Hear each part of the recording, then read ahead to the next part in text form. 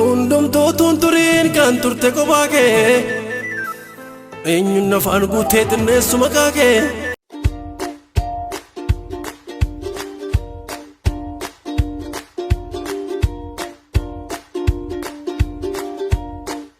Professor, akkam jirtu Professor? Nagaa, akkam jirtu nagaa? Baay'ee gaariidha. Maal dhugaa jirtu?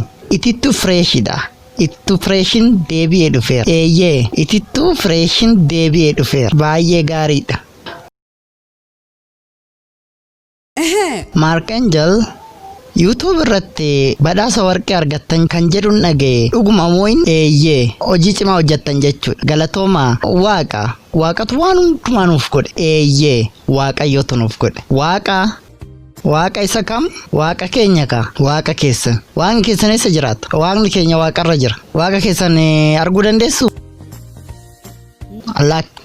Waaqa keessanis tuquu dandeessu? Kanaafiyyuu waaqni hinjiru jechuudha.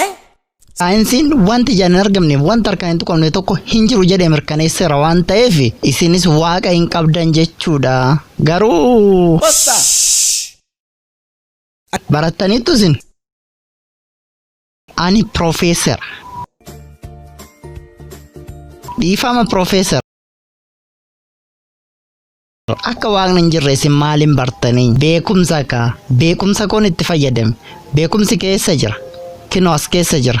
Beekumsa kee kana arguu dandeessa? Beekumsa kee kana tuquu dandeessa? Kana jechuun beekumsi hin jiru jechuudha. Eeyyee. Sababni isaa akka saayinsiin mirkaneessetti wanta harkaan hin qabamneef wanti ijaan hin argamne tokko hin jiru waan ta'eef kanaafiyyuu atis beekumsa hin qabdu jechuudha. Ilma namaa yartuu beekumsi muraasa qalbii turaatessee itti buusaasa miitiin leencaa wajjin wallaan soodha kaaree supheen dhuftu gaaffii gaafataare.